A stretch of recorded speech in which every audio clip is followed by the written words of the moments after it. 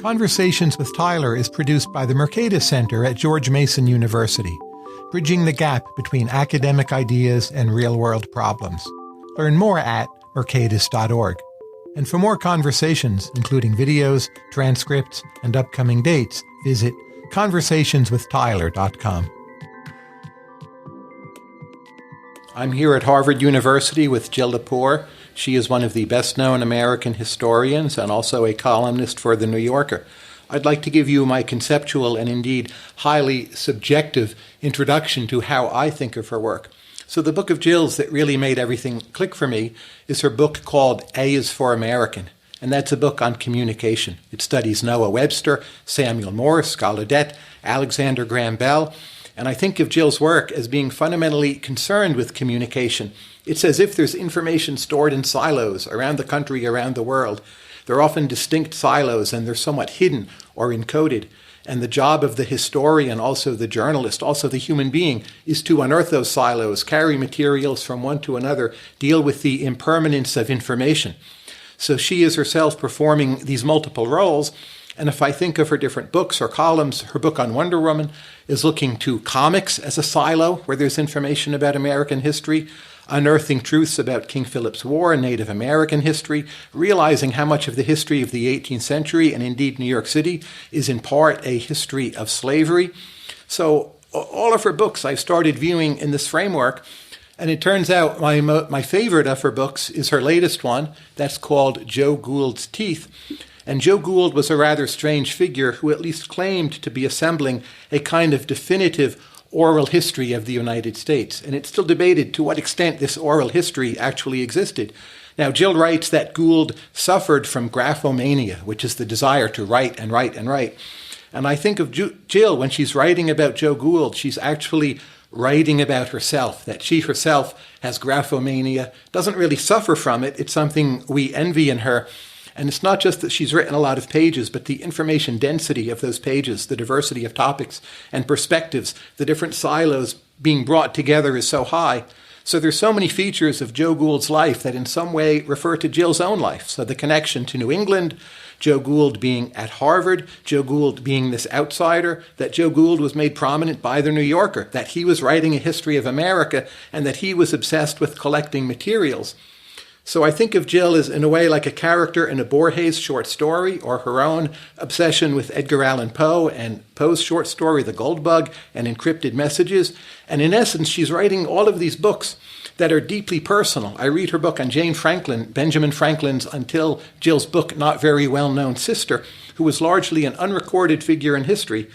And I think of Jill when I read these books, and that they're all scattered with references and inside jokes and retellings of stories she's been processing in her own mind. That's my introduction to Jill. Highly subjective, but now she's writing a book on the history of the United States. She's been working on it 2 years, and I thought I would just toss out some topics. On any given topic, you can comment on the topic, or you can tell us what it reminds you about in the 18th century, or you can just pass. How does that sound? Okay, I'm in.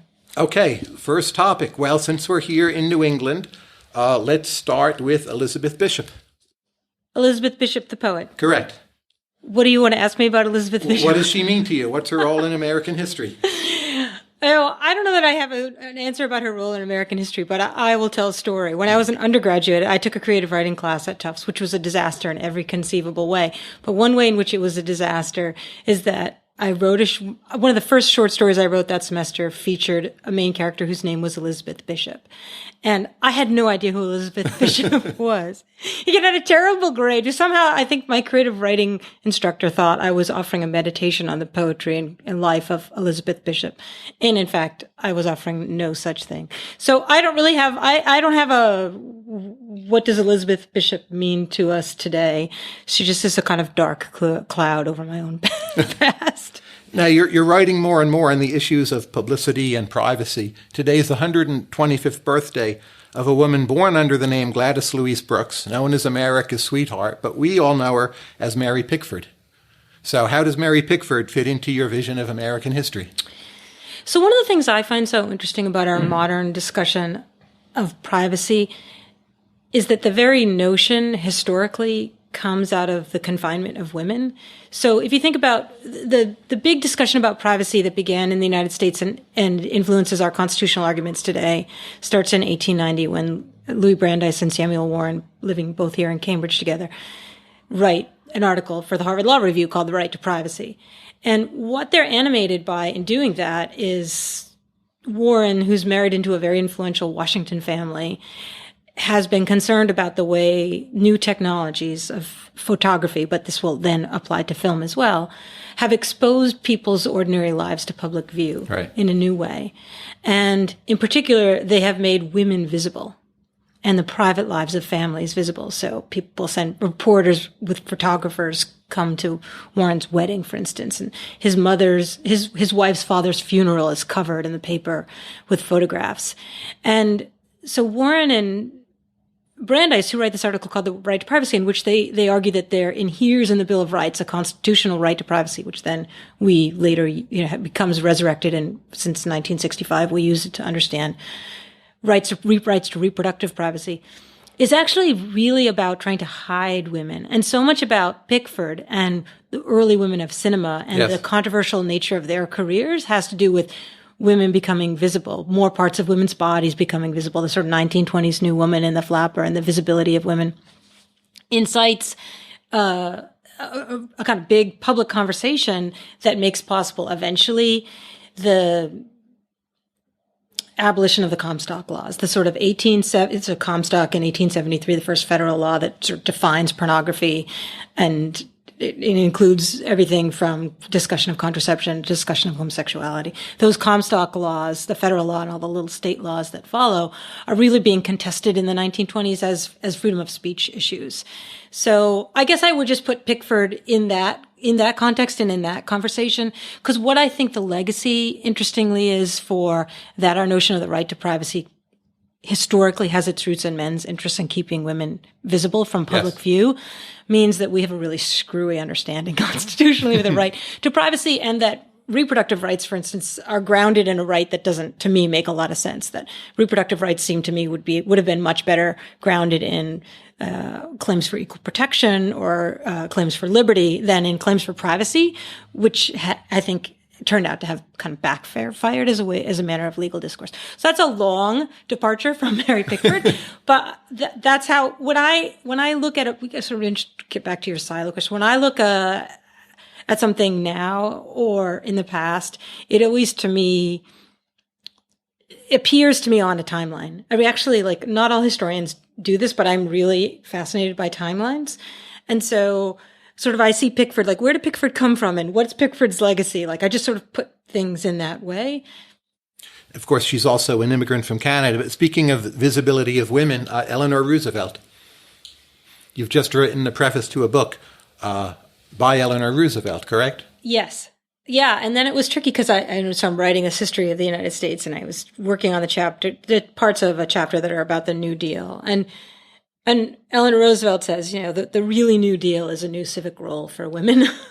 And it's really hard. One of the challenges of writing the textbook is how to fully integrate the story of women into the story of men politically over the centuries. Because Roosevelt is so interesting and so important in that era. But what she's mainly, the introduction I wrote is to this book that Roosevelt published, her first book called It's Up to the Women, that came out in 1933. So she had a very unhappy marriage, as you may know. FDR had an affair, a long-running affair. He was quite in love with another woman. Their marriage was sort of a disaster. She didn't want him to run for president. She really didn't want to become first lady. And she'd been very involved in the Democratic Party. So after women get the right to vote in 1920, the parties kind of have a fight about who can get women to join their parties.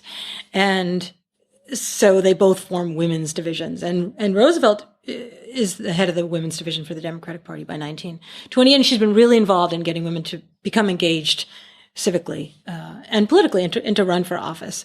And she's kind of disheartened by the idea of becoming a first lady. It was essentially like being a caged bird, I think, to her. Still is. So she decides, it still is, exactly. So she decides she wants to write a book. And so she writes this, while her husband's like kind of preparing for his inauguration, she writes this book called It's Up to the Women. It's actually kind of a hilarious move if you think about it. It's a little kind of nose thumbing in a way. Like, you know what? Good for you. You're president, but really, to get out of this depression, it's up to the women. So it's kind of a fascinating book. It becomes controversial because she goes on a speaking tour. I was just reading, I assigned in my class this week, I had my students read this incredibly funny document by H.L. Mencken from 1937, right after the court packing scandal. Mencken writes this Constitution for the New Deal. It's a fake constitution, and just making fun of FDR's abuses of power.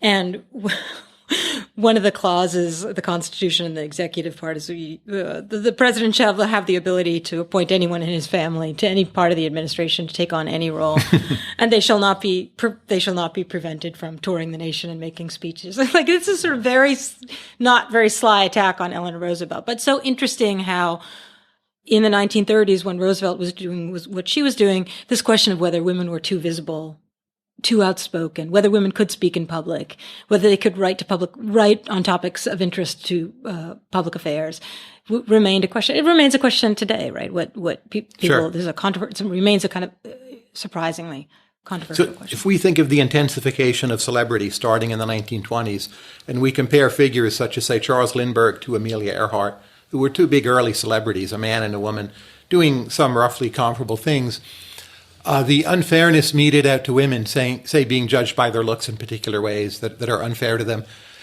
has that really improved much since the 1920s? If you think about Pickford and Amelia Earhart and other women who first hit that onslaught of celebrity publicity, or do you think we've solved some problem we had back then through some means?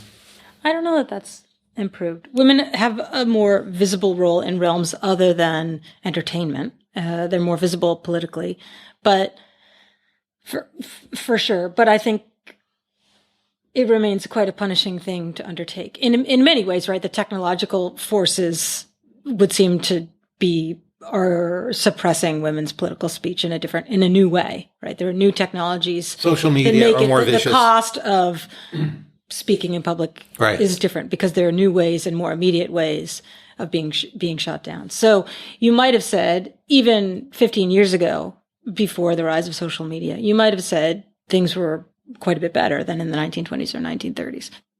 But my guess would be, if you were to look at it empirically, I would suppose, and I could be wrong, I would really want to investigate this in a quantitative way, that the costs are more significant. And there would be people who are measuring that, because like Rutgers has this Center for American Women in Politics, where they look at under what circumstances are women willing to run for office. Because it's not that women don't win when they run. They have a hard time raising money, but it has to do with a kind of reticence of the cost, often not only to oneself, but to one's family, right? That women assess differently. And I wonder how chilling the discourse around social media has been for women who are considering. And from the book you haven't written yet, Charles Dickens in his American Notes, why is he so grumpy about this country? What is it about the thought of Dickens that led him to underappreciate our virtues, if indeed that's what he was doing, and focus as much as he did, say, on the penal system here and other areas where very few people would defend America's record? Well, for your listeners who don't know the backstory, so Dickens in 1942, late 1941, he decides to go to the United States. Partly he needs to earn some money. He wants to earn some money, and he's got a good, nice book contract. People tend to, pop over to America, spend a few months, and go back and write a little travel note. And Dickens thought this would be a natural for him, and Americans thought of Dickens as a kind of honorary American because he wrote about the lowly, right? And this is after Oliver Twist, this is 1838, and the Pickwick Papers have been hugely popular in the United States. He has this huge audience. He wants to meet his audience, and his audience is thrilled to meet him and kind of honor him with their kind of de facto citizenship. And Dickens thinks of himself as an honorary American in many ways. This is the land of democracy, and he's a democratic writer. So he's expecting it to be this incredible love fest. And the anticipation is huge. And yet, although he loves Boston, he lands first in Boston, and he quite loves Boston and is adored and finds it adorable. He becomes quite close with Longfellow and with Charles Sumner. Really good friends with both of those guys. The trip really falls apart when he goes to New York.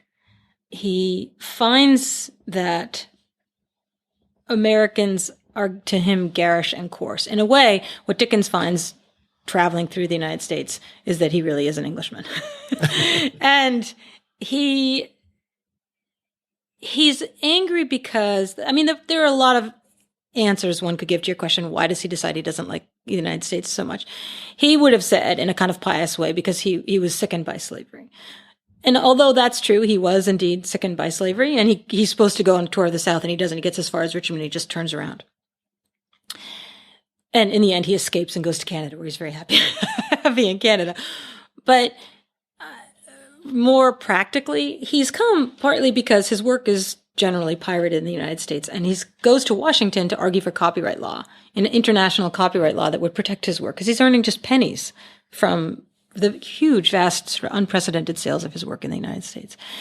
And he finds that Americans are newspaper editors in particular, are quite contemptuous of him for having done this. Like, here he is, this sort of, the poet of poverty, and he's come here to earn, to make sure he's paid for his work. That Americans find that to be ironic and to be hypocritical. And Dickens like, well, I'm not working for free. Like, I'm trying to writing for a living here. You should be willing to pay. So it's as much that as anything else. But there is a kind of general cultural coarseness that he doesn't like. And he's exhausted. Clearly, his relationship with his wife is falling apart. There are a lot of other factors. I taught a research seminar with undergraduates about Dickens a few years ago, and the end product was the students made a podcast. They wrote a radio drama using only primary sources, describing Dickens's trip from Dickens's letters home and newspaper reporters' reports of Dickens as he goes from town to town.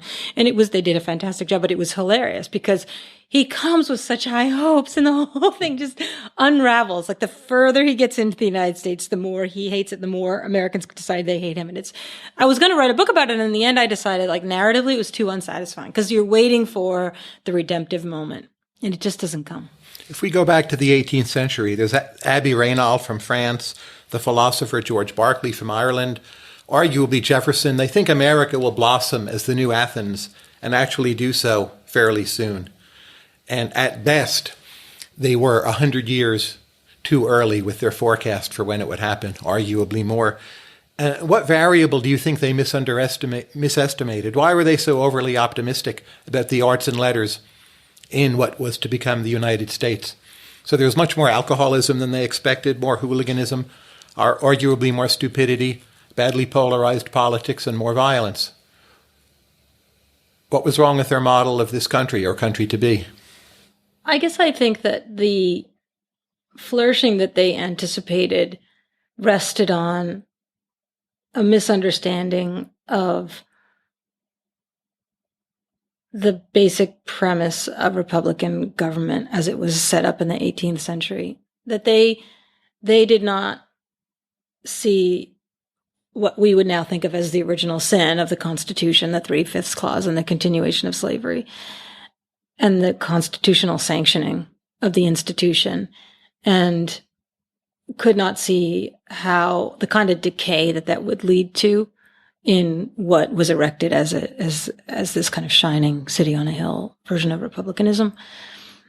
That the first century of American history is engaged domestically almost entirely with the struggle over that question. Every step westward that Americans make is a step deeper into that problem. Right. And there's no alleviating it before the war and no real alleviation of it after the war. So it seems naive to suppose, looking back, that the great flowering of culture, which is contingent in that notion on the kind of ease of equality, could be possible.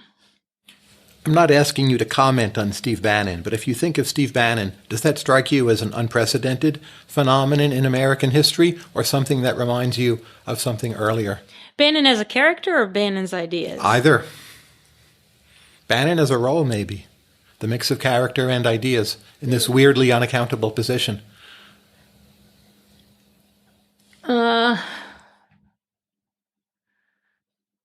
So I try really hard not to offer, like, here's a historical analogy. This is a person somewhat similar at a different moment, because that logic generally makes no sense to me. There's something to me very kind of 1840s about Bannon, only in the kind of schlumpy, partly in the kind of schlumpy, like you could see that guy wandering around a precinct on election day. And he has that, this is just going to seem unfair, but it's something about his visage, right? Mm-hmm. You can completely picture him in an 1840s painting of American politics. Yes, like, you can. You could just wearing the kind of baggy coat, and he's got the kind of bulbous kind of red nose, and he's a very Dickensian character in that sense. Dickens would have written him extremely well. You've argued at times that people overestimate the connectedness of the present with the American past. So it's not just that the past is a foreign country, as Peter Laslett suggested, but it's indeed stranger in some sense. Now, if we could undo those mistaken intuitions about, oh, this is like the 1960s, or this is like Andrew Jackson, whatever the analogy may be, what's a concrete example of how that could improve our understanding of the current world? I guess I like to think about it in a different structural way than that completely understandable desire to find a historical analogy is just like to take an accordion and compress it. Yes. So to make then just like now. So, I know. Trump is just like Andrew Jackson. It's the same move. He's appealing to the people. He's unwilling to enforce the rulings of the Supreme Court. He's overriding Congress in order to get the mandate, whatever it is that, you want to say about those two people. And that seems to me really quite kooky.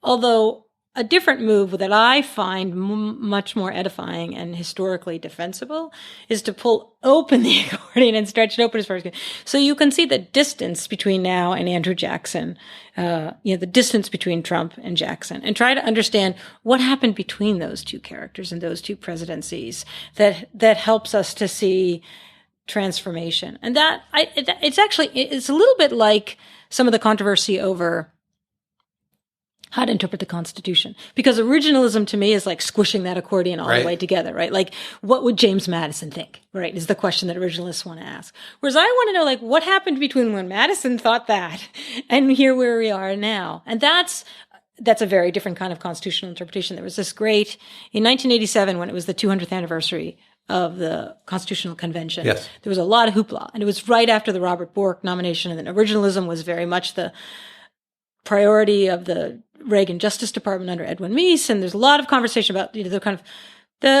of filial piety of a bicentennial. And it's an exciting thing to think about, the 200th anniversary of the Constitution. But Thurgood Marshall, as you know, the first African-American Supreme Court justice who'd argued Brown v. Board of Education in 1954, he was asked, are you going to participate in the hoopla, the bicentennial hoopla of the Constitution? And he gives this incredibly powerful speech in which he says, no, you know what I'm willing to celebrate? Not that document, which was flawed. Let's just understand the ways in which it was flawed. I will celebrate the 200 years since, the 200 years of struggle to make good on the promises of that document. And it's that kind of thinking, that kind of historical thinking that I think contributes to our popular culture and to our discussions of the relationship between the past and the present, more than that desire to really kind of collapse things and say, oh, it's 2008. This is just like 1932. It's not. It's really not like 1932. You've written a book on the Tea Party as a modern phenomenon, and part of that book includes examples of how they've misinterpreted the Constitution. Are there aspects in which you would say the Tea Party was right about the Constitution and we've neglected what they had to tell us to our peril? I guess I think that constitutional interpretation is not as neat as that. Like, these people are right, these people are wrong. Historically, we can see certain decisions are, from our modern vantage, unequivocally wrong. They tended to be decisions that were extremely controversial at the time.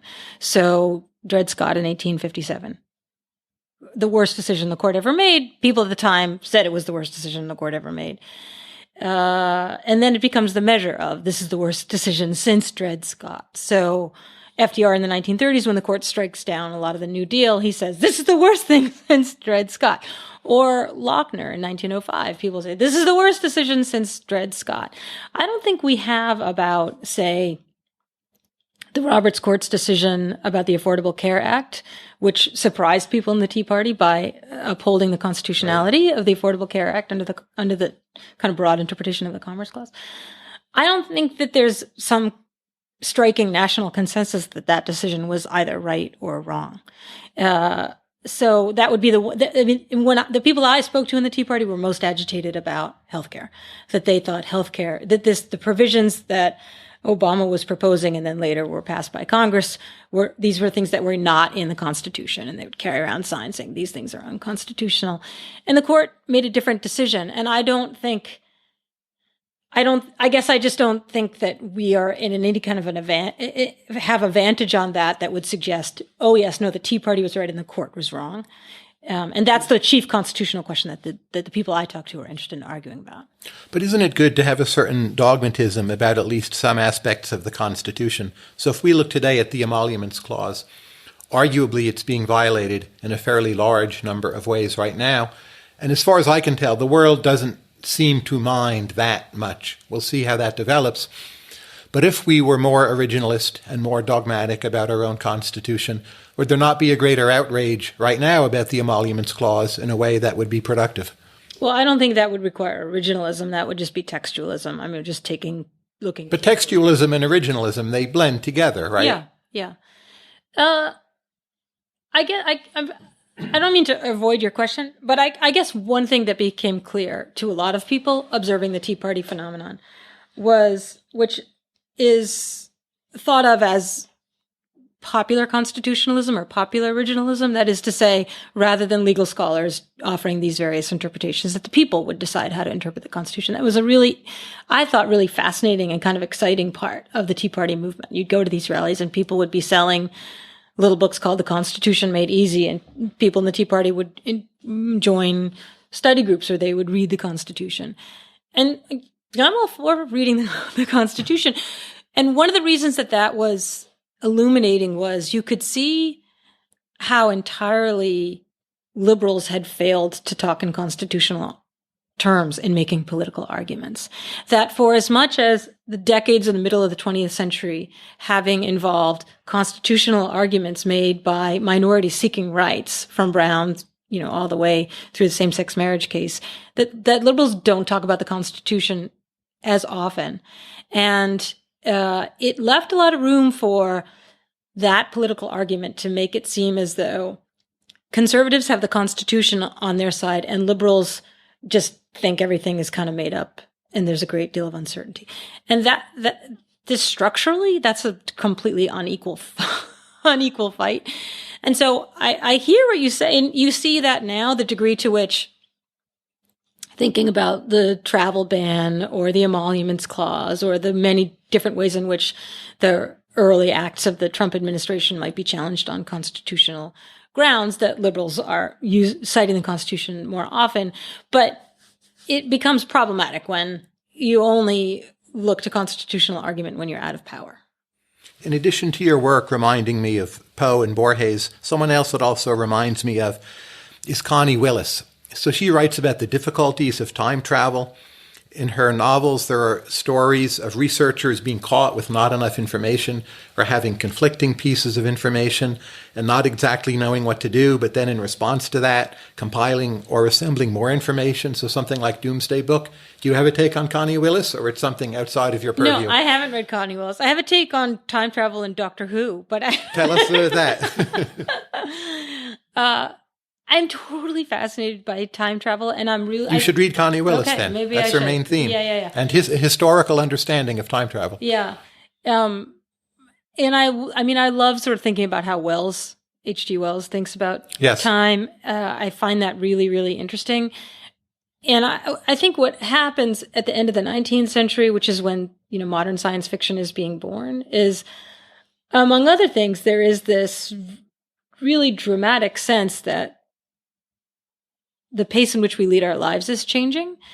and industrialism has accelerated our lives. So there's this kind of new, and a lot of historians have written about this kind of new attention to time.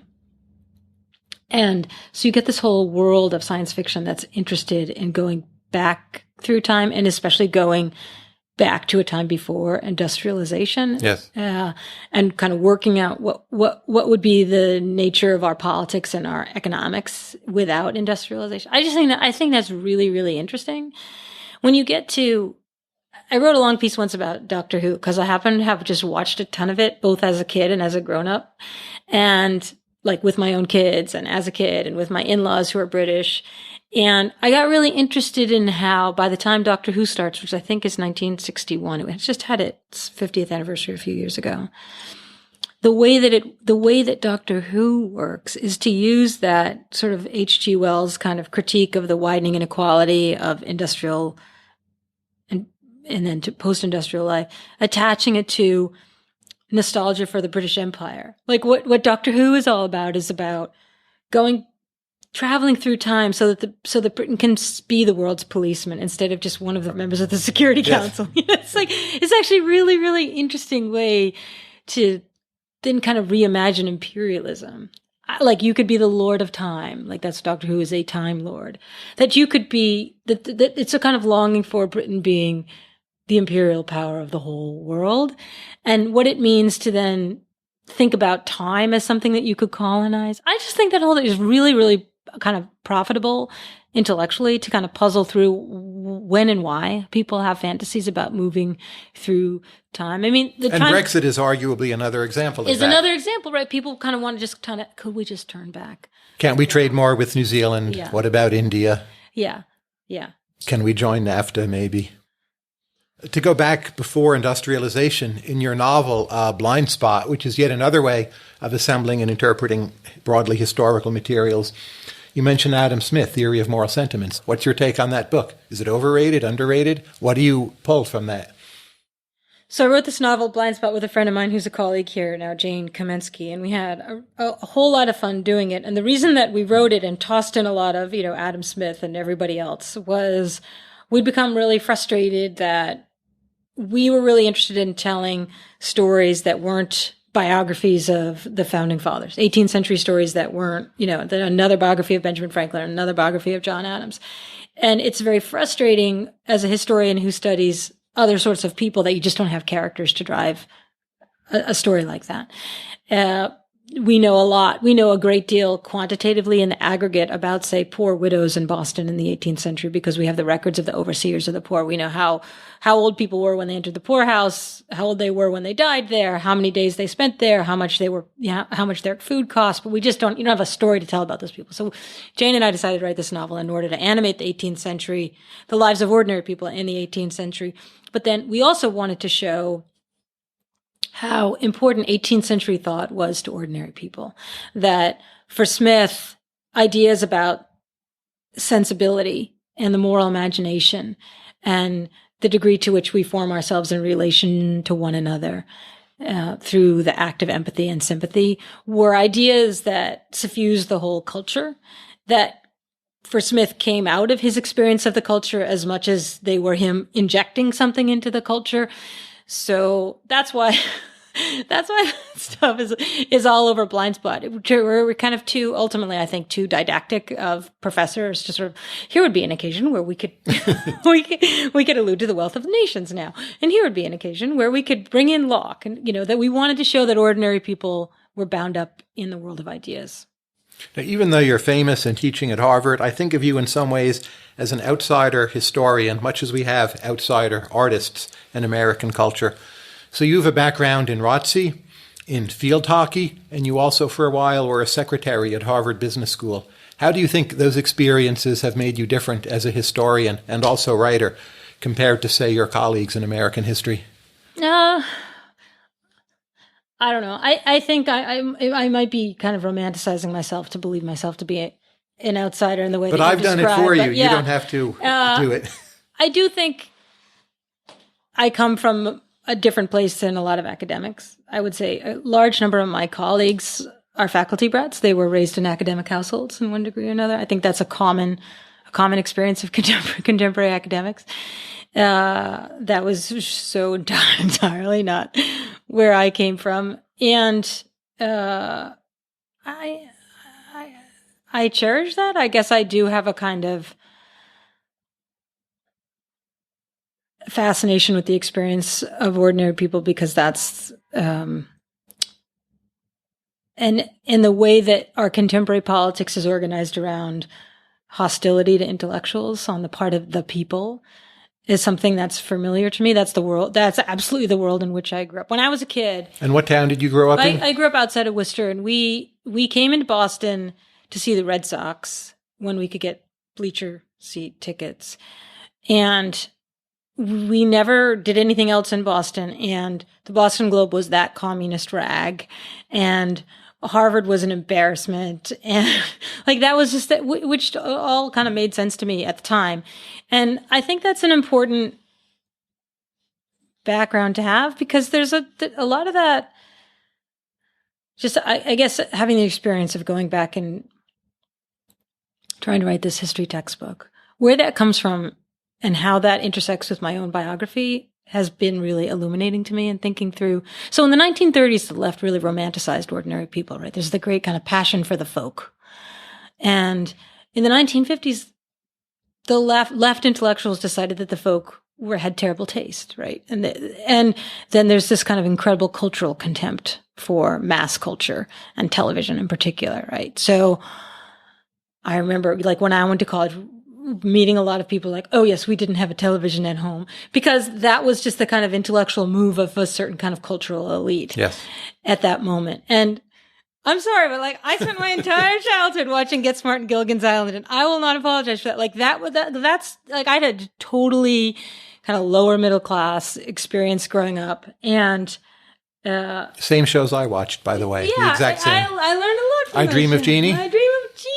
$6 Million Man. Like I whatever. Like I don't feel like, when I went to go interview people for the Tea Party book, I went to talk to people who were involved in the Boston Tea Party, and they were just like exactly like my family. Like, and like my family's completely sympathetic to all those political arguments. And so the weird sorting where people are like, oh, when I go home, I don't know how to have a conversation at the Thanksgiving table with my family. I'm like, I don't even know, like, what are you talking about? Like, these are people you love. Like, it's not that we are not enemies with one another. Like, that whole piece of having been sorted out at the worst moment historically in the 20th century for tensions between different groups of people, I think serves a lot of people very poorly in how they can lead their lives. I by no means escape that, right? Like, I teach here. It's a different world. I get that.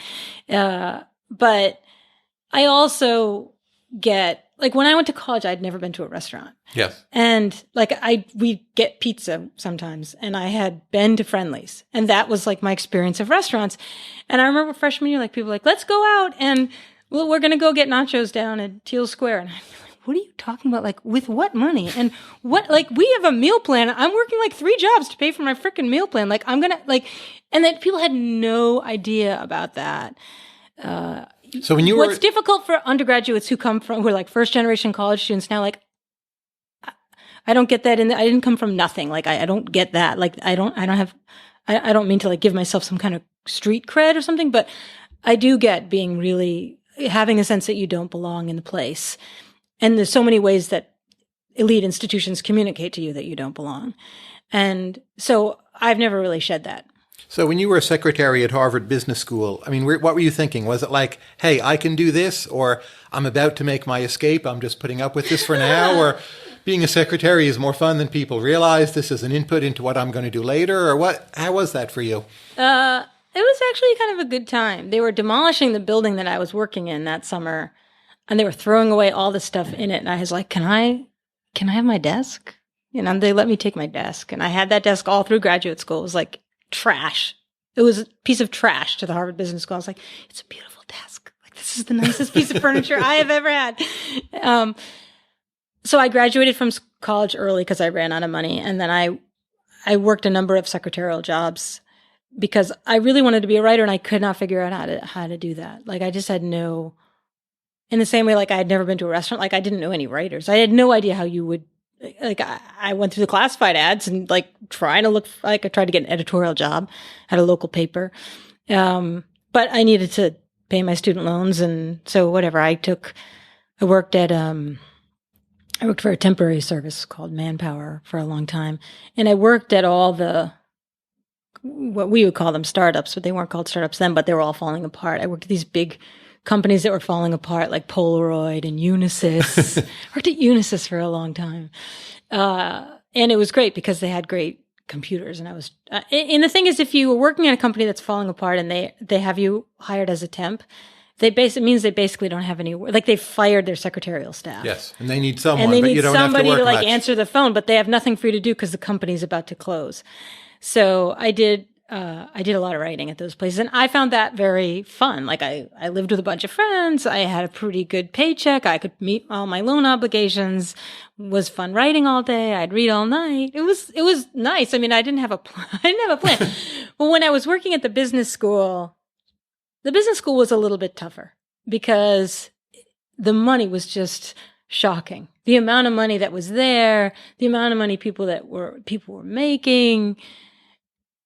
And a lot of this passed over my desk. Yes. And it was really shocking, really, really shocking to me. Because I'd worked, maybe it was before then or after then, but I'd also worked at Radcliffe, like at the Bunting Institute. Like I'd seen academic life in other ways, and there was nothing, this is not the same thing. It's like the academic life in a college is like maybe a mom and pop grocery store on the corner.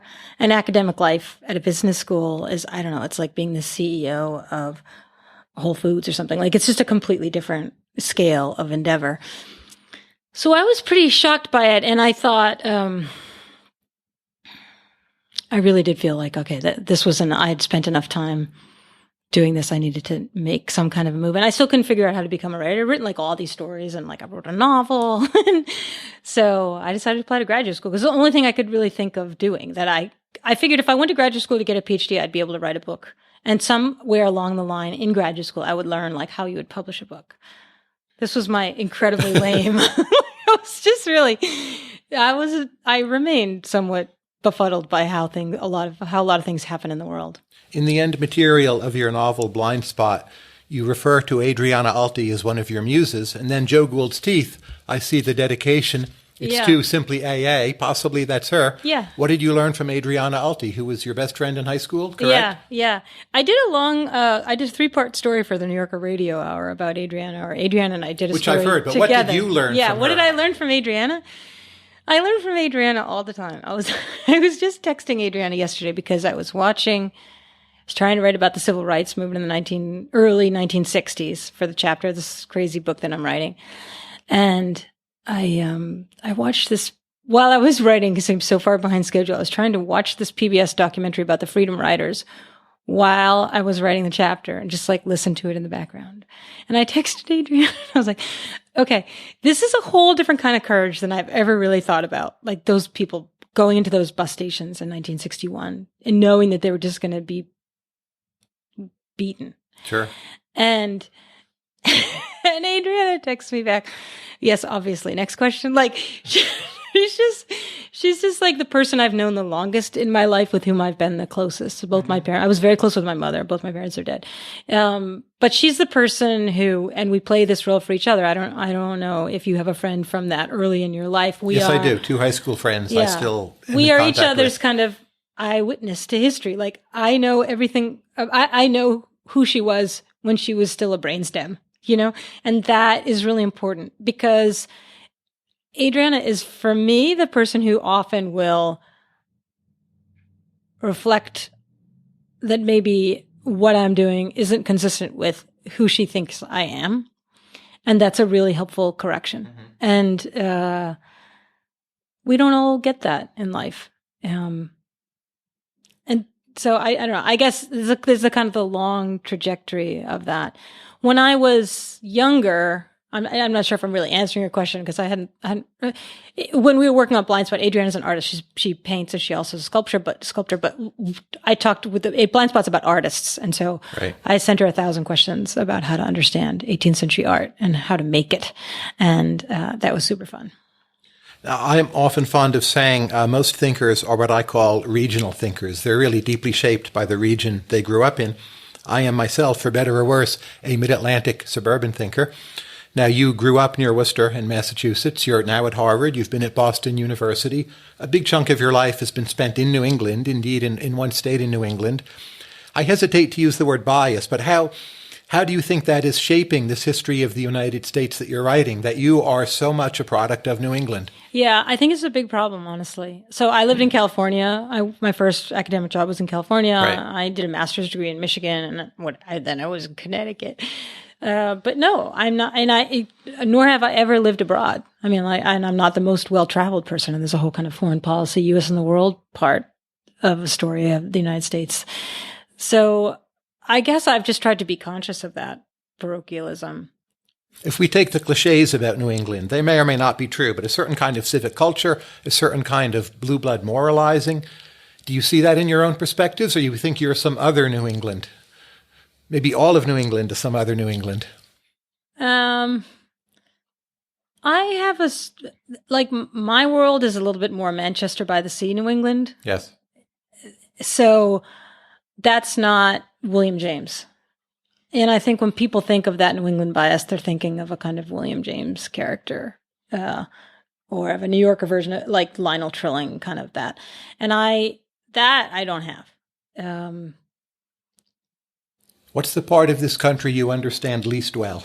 The part of this country I understand least well. I would think the Southwest, honestly. I've been trying to think through that emergence of the Sun Belt story. Right. And how dramatically it reshapes American political arrangements. And I am absolutely impaired by not having spent enough time in that part of the country and know what it is now or what it was 20 years ago.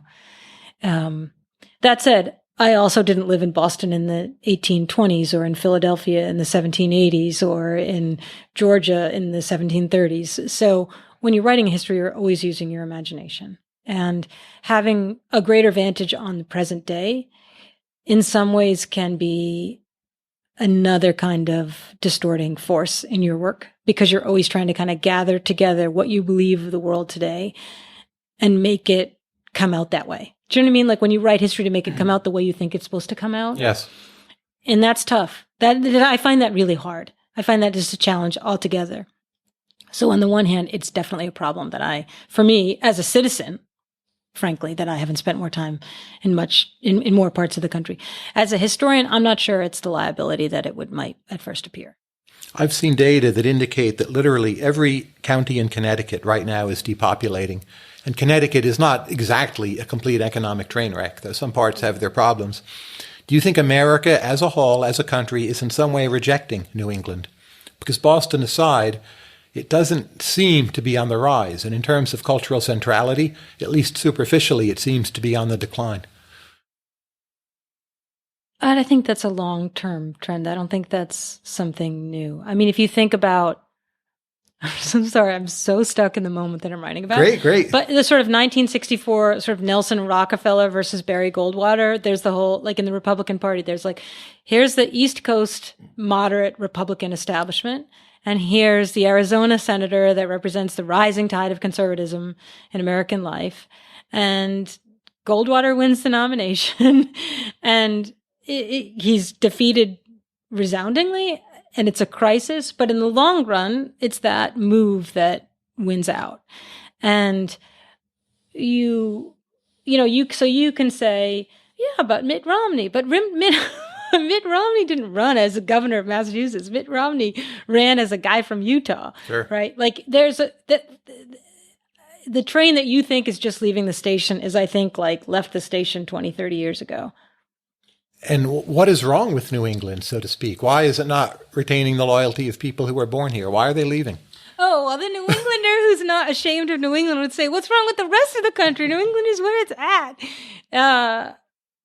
I think where the vacuum that was left in terms of the liberal East Coast establishment, I guess I would contest that it's, completely doomed, but is the kind of Silicon Valley that's the plug that fills up that vacuum, Yes. right? And I think the question is not what's wrong with New England, but what's wrong with why we've put people in Silicon Valley on such a pedestal, why there's so little criticism of what is being offered by way of technology and its consequences, especially for our politics. Mm-hmm. So, if I had to choose between John Dewey and Mark Zuckerberg, I would pick Dewey every time. Okay. Let's say you know someone from China. They're highly intelligent, quite literate, but they don't know much about the history of the United States. And they ask you to recommend to them a book to read, but not your own, and a visual artist to look at or study to get a better understanding for their first trip. They're going to come here and drive across country. Where would you direct them? So a book I've really loved reading, which is published in, I think, 1954, so it misses the last half century and more, is called Out of Our Past. And it's a history of the United States. Really one of the last attempts to synthesize the entire story. And it's a short book. It's funny, I just ordered this book on Amazon yesterday. Someone wrote me and said, you need to read Out of Our Past. Yeah. And I haven't, so I just bought it. Yeah. But why is that interesting? What I like about it is it doesn't attempt to tell the whole story. It's not textbooky. Like, now we must address the War of 1812. Its premise is, I found this really helpful in thinking about my attempt to write this synthetic history. We're not trying to sort of justify present day arrangements, but let's use as our tool in determining what should be in this book and what should not be in this book. What are things that are still big questions? And so it's 1954 or 1955. And he says, well, there's going to be a lot in this book about the Negro in America. But you know what there's not going to be a lot about? Most presidential administrations of the 19th century. And I'm not going to pay as much attention as I should to the fates of the various colonies and American Indians, and it has this kind of decision about selectivity that means that it works as a book. It's a coherent story without being a highly ideological story. And that's a tough bed to make, like tucking in each of those corners and making it flat on top, but yet it would be comfortable to lie down in. It's a tough job. Another book from that era I quite like is John Gunther's Inside USA, which is written at a very superficial level, but state by state, I find one of the most insightful treatments of what this country is about.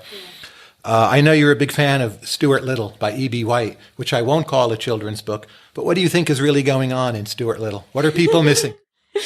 I wrote a long investigative piece about Stuart Little years ago because this often happens to me. I just kind of fall into a hole in the ground and I can't get out until I've gotten to the very, very bottom of it. And I was asked to write a book review of a new history of children's literature. Yes.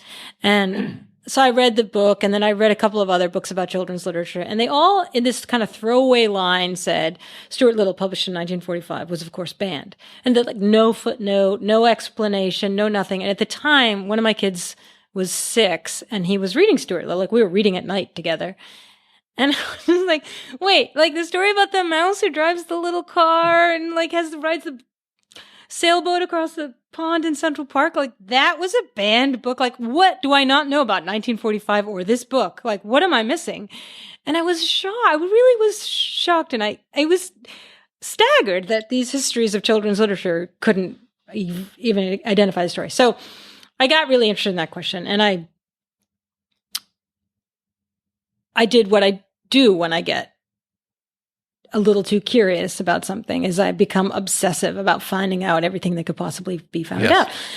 So I began by reading E.B. White's papers. His wife, Catherine Angel White, was a fiction editor at the New Yorker. She edited Nabokov, and she was an incredibly powerful fiction editor. But she also, for a time when her children were young, had a column in the magazine called The Children's Shelf, where she would review children's literature. And so I started looking at her papers. And it was very clear very early on that it was the first librarian of the children's room at the New York Public Library, Anne Carroll Moore, a very formidable woman who had decided that Stuart Little ought to be banned, which was interesting because it was she who tried to convince E.B. White to write for children in the first place. And so I started reading Anne Carroll Moore's papers. And then it was clear there was elaborate drama among these three people, Anne Carroll Moore, Catherine White, and E.B. White, about what books should be for children and should not be for children. Anne Carroll Moore was part of a generation of women who became librarians and who segmented out literature and built these children's rooms where there would be the books that children were allowed to read. But why ban it? Is it because procreation is such a mystery? You would think that would decrease the need to ban it. But the main characters, you're always wondering where they come from. When Stuart is with Harriet, he has no idea what to do. Is Stuart gay? Is Stuart autistic? All of the above? Well, what's really going on in the story in your take? So what's really going on in the story is that E.B. White and Catherine White didn't really believe in children's literature as an endeavor. This is obvious. So when Stuart Little, the mouse, is adopted by the Littles, he's not adopted in the original edition. He's born. Yes. And the fact that children are asked to imagine a little mouse coming out of a woman's vagina was too shocking to Anne Carroll Moore. So that's one thing. But also then his parents set about Bowdlerizing children's literature. So when, the night before Christmas, it was the night before Christmas and all through the house, not a creature was stirring, not even a mouse. They think that might hurt Stuart Little's feelings, so they change it to a louse. Like his parents go through everything they're going to share with him and take out all the bad things that happen to mice because they want to protect their little one. So what E.B. White and Catherine White were hugely upset about was the juvenilization of children's literature. So in the 1930s, there was this Life magazine expose called The Birth of a Child. And it was a photo essay, centerpiece photo essay, that Life magazine made this huge fuss about. They sent out a mailing to all their subscribers in advance saying, next week's issue is going to be scandalous. You might not want to show it to your children. They put it in like a wrapper. And it was just photographs of a woman giving birth. And they weren't even explicit. Like you certainly did not see the head coming out of her body. But it was this huge hubbub, and it was a huge success for Life's subscription. And Henry Luce, who published Life, and Harold Rouse published New York, were big rivals. E.B. White wrote a parody of it called The Birth of an Adult. Yeah. Very, very funny. And so, in other words, Stuart Little is an extension of that project. E.B. White had written a book in the 1920s called Is Sex Necessary?, which was a parody of Facts of Life books for kids and how silly they were. And so Stuart Little is a continuation of these forms of satire and parody that are making fun of the juvenilization of American culture in the age of the kind of golden age of children's literature. What was so fun about— So it's really about sex education then? Well, it is really about sex education, but they in the letters between Anne Carroll Moore and E.B. White and Catherine White, they kept referring to this letter that Anne Carroll Moore had sent after she read The Galleys before the book came out. And she apparently sent this letter to E.B. White telling him not to publish it and that she would stand in its way. And I couldn't find the letter anywhere. It was like the smoking gun of the Great Suppression of this book about a mouse.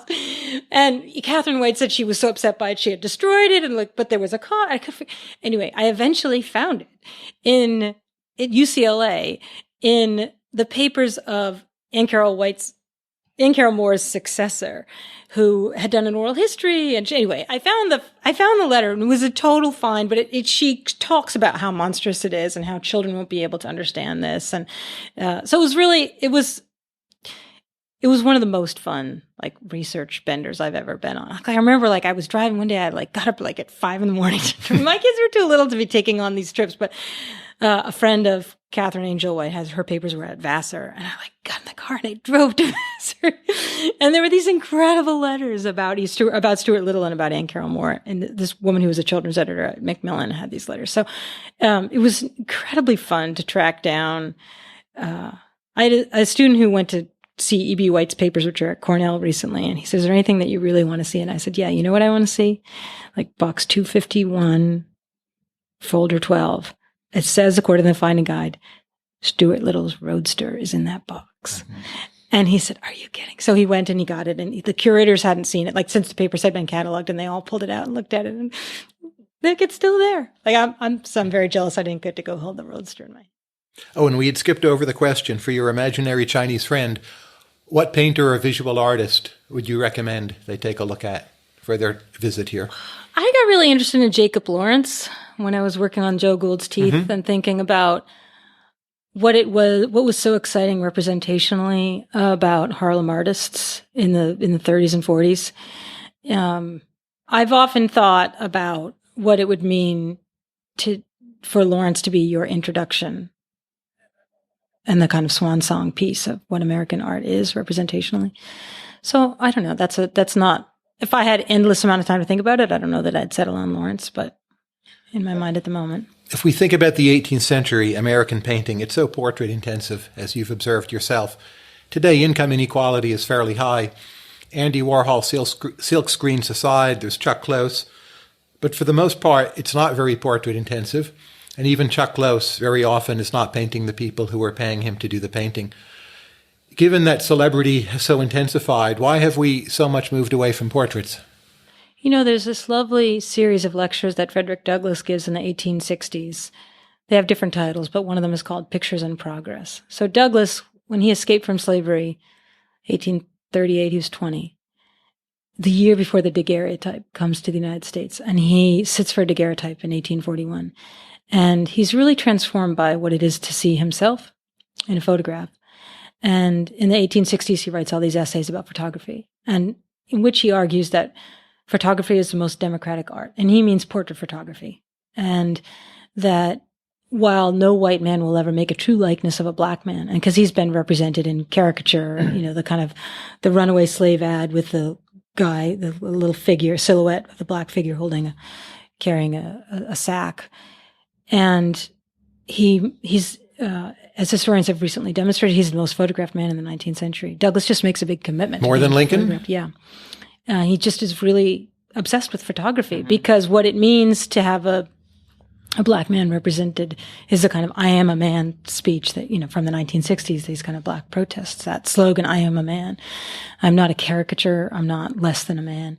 And he writes this essay and he says, like, the thing is about photography, why it's so important and why it's basically, although not a natively American art, is the sort of de facto American art form, is because even the poorest servant, even the poorest cookmaid can afford a photograph of herself and of the people that she loves, and can therefore, in previous ages when it would be kings and bishops who were portrayed, that everybody can see themselves and can see one another, and therefore we can understand our equality.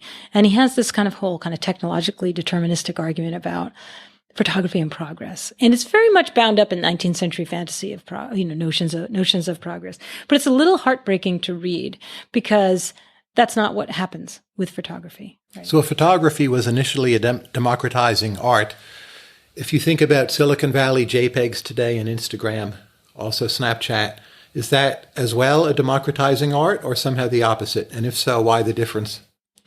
I ask my students that question all the time. I ask them how they understand what the political consequences are of the technological tools that we use day to day. Because I'm really, really puzzled by that. You're puzzled that people do it, or you're puzzled as to what its effects are? Oh, I'm definitely puzzled that people do it.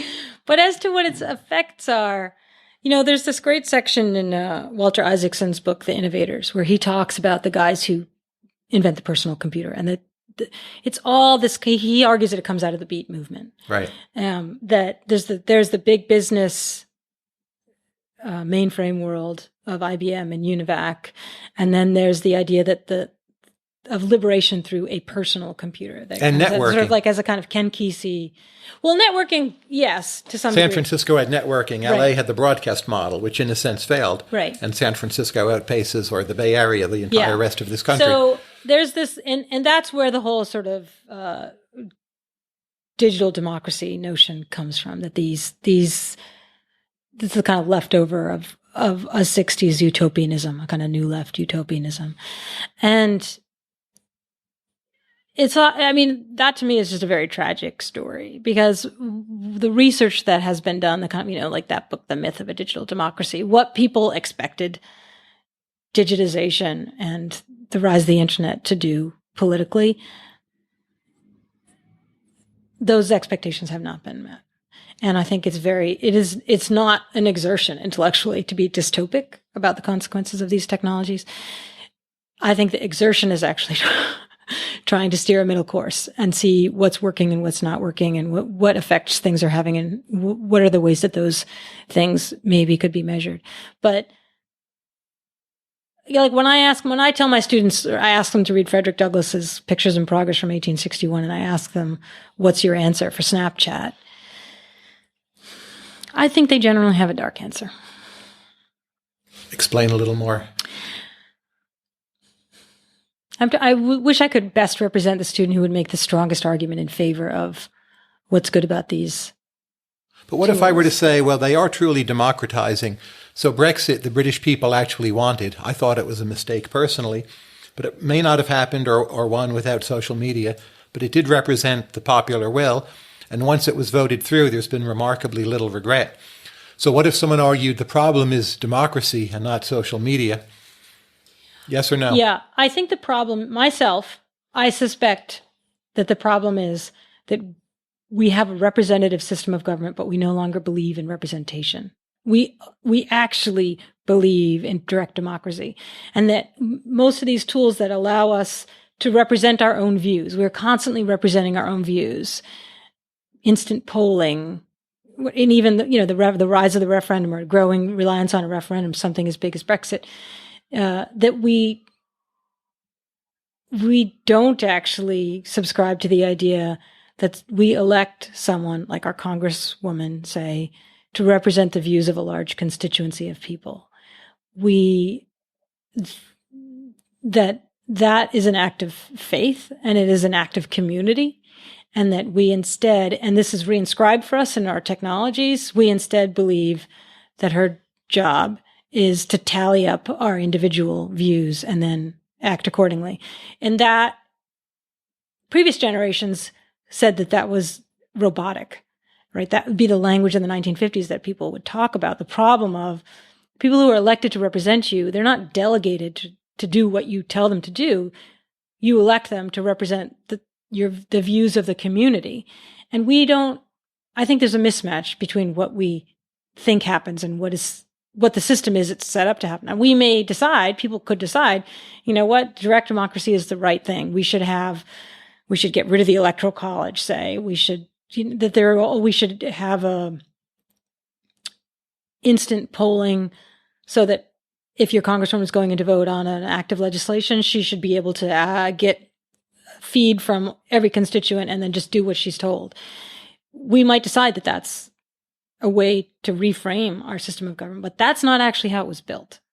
Final question. The world of social media, we all know it's not going away. Maybe it has some problems, but if you were to give a student or a person some piece of advice or intellectual ammunition to carry with them through this world, some book, some essay, some thought, so as to make it marginally better rather than marginally worse, what would that be? Read this E.B. White essay called Death of a Pig. And what does he tell us in Death of a Pig? I think reading a pig dies he lives in Maine. And he's trying to understand what it means when something dies, when you didn't expect it to die and you couldn't save it. And I just find it a very beautiful essay, but I think something is dying and we can't save it. And that's a good place to start to figure out how to feel about that. Jill Lepore, thank you very much. It's been a pleasure and an honor. Thanks.